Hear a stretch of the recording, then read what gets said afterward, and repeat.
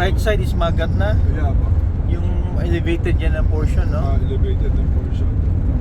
From here is 7 kilometers. And after this, Santiago na. Pero hindi na natin madadaanan yung Santiago proper because Kakanan tayo. kanan na tayo for ano po, Cordon naman na yung sunod na.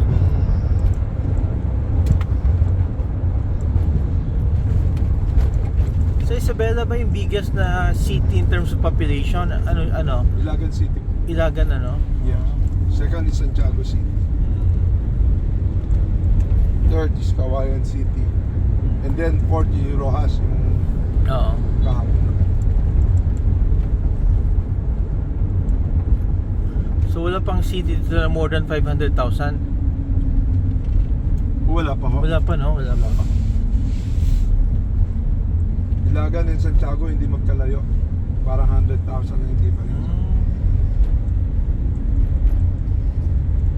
Si infra dito, maganda na yung infra, oh.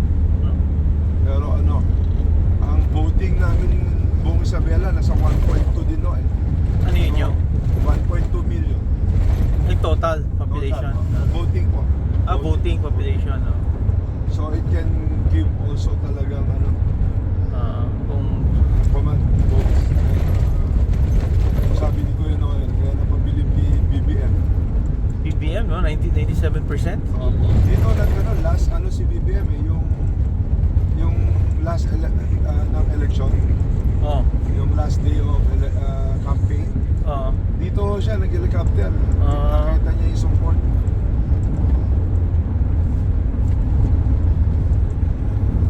Overwhelming yun, kung gano'n. Overwhelming. Pero ano, alam ng mga leaders dito na yun ang kaya nilang i-deliver.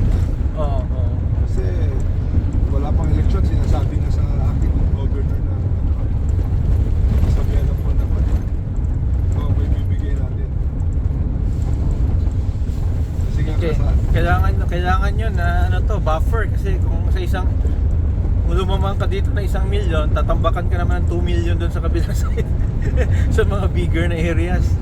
Cebu City, di ba? Gano'n no, di ba? Ang malaki, Cebu City, parang nag-deliver sa doon, parang yung lamang ata, more than 3 million eh. Galing Sa si- Visayas, yun yung alagaan mo, sa Central Visayas. Cebu City. Magaling si Gwen.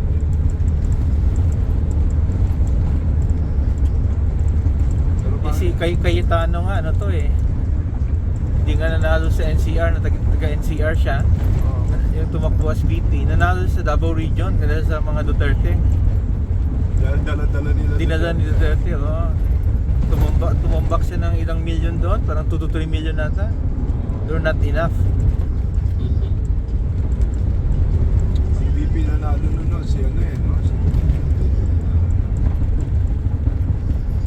Ang nanalo doon na VP si Kuan. Ang nanalo that time si